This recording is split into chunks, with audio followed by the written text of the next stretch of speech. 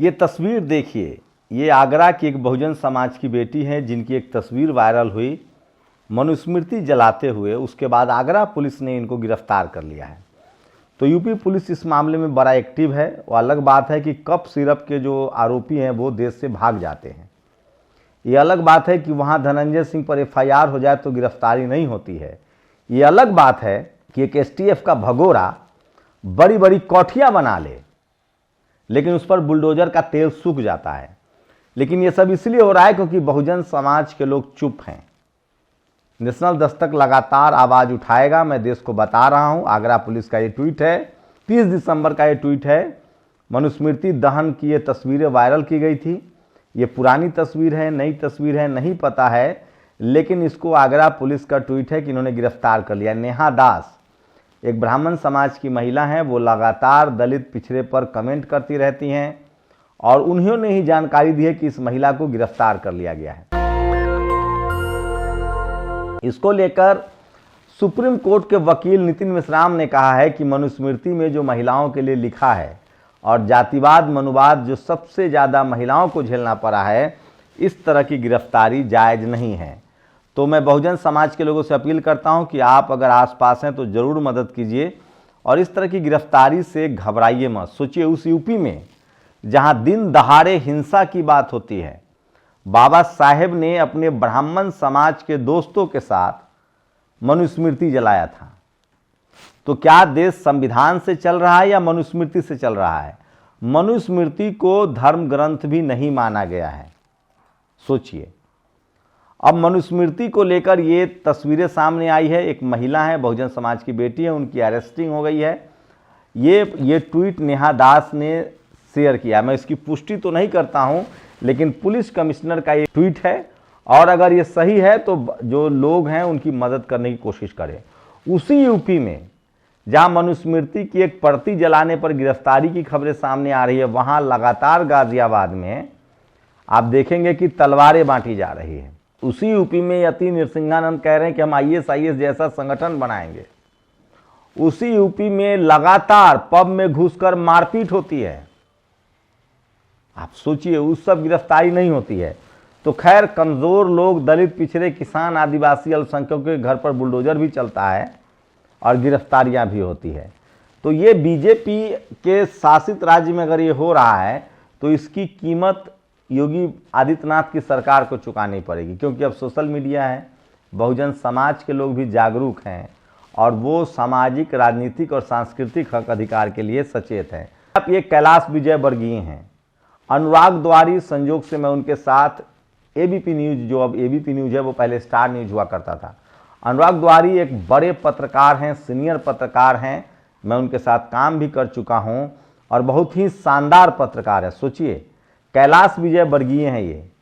इनसे जब सवाल पूछा गया कि 10 लोग की मौत हुई है गंदे पानी पीने से, तो इन्होंने कहा कि घंटा पूछ रहे हो। अनुराग द्वारी ने पलटवार किया। उसके बाद कैलाश विजयवर्गीय के लोगों ने अनुराग द्वारी से लड़ाई करने की कोशिश की। ये हालत हो गई है मीडिया की। आजकल मीडिया सवाल ही नहीं पूछता था। अब जो कोई सवाल पूछने की कोशिश करता है, सोचिए उसकी क्या हसर होती है। अगर आप बीजेपी के नेताओं से सवाल पूछेंगे तो हो सकता है कि आपकी नौकरी चली जाए, क्योंकि बहुत सारे पत्रकारों की नौकरी गई है। NDTV से उमाशंकर सिंह की भी अब नौकरी गई है, वो सोशल मीडिया पर है। इससे पहले एक और दिल्ली में रिपोर्टिंग करते थे, उनकी नौकरी गई थी। आज तक से नवीन कुमार की नौकरी गई है। तो बहुत सारे लोग ने अपनी प्रतिष्ठा बचाने के लिए पहले ही नौकरी छोड़ दी है और बहुत सारे लोगों की नौकरियां जा रही है। रवीश कुमार की नौकरी गई, आप सब जानते हैं।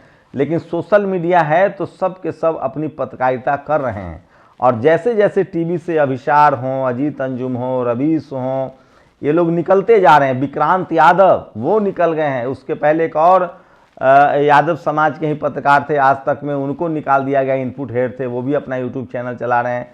मेरे जहन में नाम नहीं आ रहा है। बनीता यादव जो हैं वो भी अपना चैनल चला रही हैं।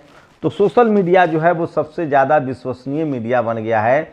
और सोचिए, ये पत्रकारों की दुर्गति की सबसे बड़ी वजह यह है कि 99% जो टेलीविज़न चैनल से अखबार है, पत्रकार है, वो सरकार की चापलूसी कर रहे हैं। इसलिए उनको पता है कि 99% मीडिया जब हमारे साथ है तो 1-2 लोग सवाल पूछेंगे तो उनको निपटा देंगे। यही यही लब्बो लुआब है। अब आपको ले चलते हैं सीधे बिहार। बिहार में बीजेपी कोटा से सम्राट चौधरी उप मुख्यमंत्री हैं, वो गृह मंत्री भी बनाए गए हैं। और एक उप मुख्यमंत्री हैं विजय सिन्हा, वो राजस्व विभाग के हैं। तो सम्राट चौधरी और विजय सिन्हा में एक बड़ा कंपटीशन रहता है, दोनों एक दूसरे के घोर प्रतिद्वंदी हैं। फिलहाल बीजेपी का बड़ा कंट्रोल जो है वो सम्राट चौधरी पर है। सम्राट चौधरी बहुजन समाज से भी आते हैं और वो लगातार बयान देते रहते हैं कि मैं करप्शन को बर्दाश्त नहीं करूंगा, मैं क्राइम को बर्दाश्त नहीं करूंगा। लेकिन चूंकि उनके पास गृह मंत्रालय है तो उन्होंने कहा है कि 3 महीने के अंदर बिहार से क्रिमिनल्स भाग जाएंगे। अब इसी उत्साह में विजय सिन्हा जो है वो भी अपना दम दिखा रहे हैं और राजस्व विभाग को दुरुस्त करने की बात कर रहे हैं। बिहार में सबसे ज़्यादा, या बिहार क्या देश में आज के डेट में सबसे ज़्यादा जो बेईमानी का काम है वो ज़मीन के धंधों में है, वहीं सबसे बड़ी गुंडागर्दी है। सारे जो सो कॉल्ड बाहुबली होते हैं वो ज़मीनों के धंधे में ज़मीनों पर कब्जा करने की कोशिश करते हैं। इसी फिराक में धनंजय सिंह जौनपुर वाले, उन पर एफआईआर हुआ है। लखनऊ में सोचिए, तिवारी समाज के लोगों की ही ज़मीन पर चारदीवारी की जा रही थी, सरकारी रोड को घेरा जा रहा था। उसके बाद जब विरोध हुआ तो उन्होंने कहा कि हम अभी धनंजय सिंह को कॉल करते हैं, ये सब सोशल मीडिया पर वायरल है। उसके बाद एफआईआर हो गया। तो इंदौर में बच्चे मर जाए, बीजेपी से सवाल नहीं पूछ सकते हैं। बीजेपी के नेताओं को इतनी ज़्यादा ताकत मिल चुकी है और ये सब कुछ मीडिया वाले हैं, और जब तक मीडिया वाले इस तरह से कहेंगे तब तक आप सवाल नहीं पूछ सकते, क्योंकि 90% पत्रकार जब सवाल पूछना भूल गए हैं तो आप कैसे सवाल पूछ सकते हैं। ये सबसे बड़ी खबर है जो सोशल मीडिया पर वायरल है। ये सोचिए, ये पिंकी सिंह हैं, हथियार बांटने के आरोपी हैं, कह रहे हैं कितने मुकदमे हो जाए हटेगा नहीं।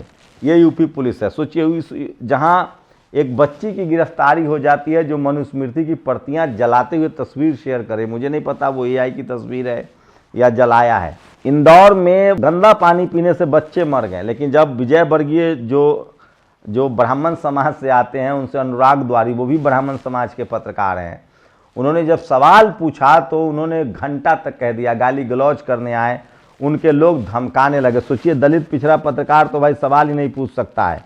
ये सबसे बड़ी खबर है। और पत्रकारों की दुर्दशा क्यों, ये तस्वीर भी देख लीजिए। भोपाल के पत्रकार हैं, प्रेस कॉन्फ्रेंस के बाद गिफ्ट के लिए लूट मची है। बीजेपी ने पत्रकारों का इस हाल में खड़ा कर दिया है। ये आवेश तिवारी ने तस्वीरें दी है। लेकिन एक और खबर देखिए, बंगाल में चूंकि ममता बनर्जी की सरकार है, लोकल पत्रकार उनके इन्फ्लुएंस में हैं, तो वो अमित शाह से जब उन्होंने पूछा कि आप लोग तो कह रहे थे कि 75 साल के बाद मार्गदर्शक मंडल के रास्ते बन जाएंगे, तो क्या आपका जो शीर्ष नेतृत्व है वो मार्गदर्शक मंडल में जाएगा? इशारा नरेंद्र मोदी की तरफ था, अमित शाह झेप गए। कहा जा रहा है कि वहाँ कुछ पत्रकारों को धमकाया भी गया है, धमकाया जा रहा है। ये सोशल मीडिया पर वायरल खबर है, और सोशल मीडिया ही सच्चा मीडिया है, सोशल मीडिया ही बहुजन मीडिया है। एमपी मंत्री कैलाश विजयवर्गीय के फोकट और घंटा सबका बचाव करने नीले कुर्ते में जो शख्स आया वो उसी इलाके का पार्षद कमल वाघेला है। दूषित पानी से 10 मौतें हुई और ये शख्स झूला झूल रहा है। ये तस्वीर देखिए, इसी इलाके में 10 बच्चे की मौत, 10 मौतें हुई है गंदा पानी पीने से, और ये शख्स पेड़ पर झूला झूल रहा है। हम तस्वीरें नहीं दिखा सकते हैं, हम आपको स्क्रीनशॉट दिखा रहे हैं। तो ये सारी दुर्दशा की ये वजह है कि दलित पिछड़ों को अरेस्ट कर लो। सोचिए, उत्तराखंड में एंजल चकमा की हत्या कर दी जाती है, अब तक मुख्य आरोपी फरार है। बरेली में पब में घुसकर लड़कियों को मारा जाता है, अब तक मुख्य आरोपी जो है वो फरार है। और जब आप कोई सांस्कृतिक या राजनीतिक या विरोध करेंगे तो आपकी गिरफ्तारी हो जाएगी। यही सच्चाई है। और मैं इसलिए कह रहा हूं कि ये सब कुछ इसलिए हो रहा है क्योंकि पत्रकारों ने सवाल पूछना बंद कर दिया है। और जब पत्रकार सरेंडर कर जाए, घुटना टेक दें, तो इसी तरह के हालात होते हैं। तो इसी तरह से सोचिए, मैं तमाम कोशिश करता हूं कि वो खबरें जो आज सोशल मीडिया पर वायरल है वो आपको बताऊं। तो कैलाश विजयवर्गीय कैसा लगा? सोचिए, कोई दलित पिछड़ा पत्रकार होता तो सारे चैनल वाले उसकी धज्जियां उड़ा देते। जब यही यूपी में अगर कोई दलित पिछड़े की सरकार होती तो सारे मीडिया वाले धज्जियां उड़ा देते। लेकिन मैं फिर कह रहा हूं, जो इस देश के टीवी अखबार की जाती है वही आरएसएस की जाती है। बीजेपी के खिलाफ भी तभी रिपोर्टिंग होती है जब निशाने पर कोई दलित पिछड़ा नेता हो। ये इस देश का बड़ा खेल है, यही महीन जातिवाद है। जब तक आप नहीं समझेंगे, देश की नब्ज को नहीं पहचान पाएंगे। लेकिन बिहार में एक अच्छा कंपटीशन चल रहा है। सम्राट चौधरी जहां सफाई अभियान चला रहे हैं कि हम एक भी क्रिमिनल बर्दाश्त नहीं करेंगे। अगर ये हो जाए इस देश में, चाहे वो जमीन माफिया हो, चाहे वो सिरप माफिया हो, चाहे वो हीरा माफिया हो, सबसे ज़्यादा जमीन माफियाओं का आतंक है। और मैं उसका स्टैटिक्स जानता हूं, किस जाति के लोग और कौन लोग जमीन माफिया बन के इस देश को लूट रहे हैं और बेच रहे हैं। वो समय समय पर भारत माता की जय का भी नारा लगा रहे हैं। जमीन माफिया वही लोग हैं जिनके पास पहले से ही अकूत संपत्ति है। अगर ये सम्राट चौधरी कर दें, क्रिमिनल्स को बिहार से बाहर कर दें, और अगर जमीन के जो हेरा फेरी है, जमीन के नाम पर जो गुंडागर्दी है, जमीन पर जो कब्जा है, अगर ये विजय सिन्हा ठीक कर दें तो नीतीश कुमार मुख्यमंत्री के तौर पर उनकी बड़ी उपलब्धि होगी। इसी भी जिस महिला का बुर्का खींचा गया था मुख्यमंत्री के द्वारा, उस महिला ने नौकरी अब तक शायद ज्वाइन नहीं की है। 30 दिसंबर लास्ट डेट था। उस महिला ने एक ताकत दिखाई है, जमीर दिखाया और नौकरी को टाटा बाय बाय कर दिया है। शुक्रिया। दस्तक की आपसे गुजारिश है कि अगर इसको बचाना चाहते हैं तो नेशनल दस्तक को सब्सक्राइब करने के लिए रेड कलर के सब्सक्राइब बटन को दबाएं, फिर बेल आइकन की घंटी दबाएं। नेशनल दस्तक को बचाने के लिए बहुत जरूरी है कि हर खबर को शेयर करें, लाइक करें, कमेंट जरूर करें।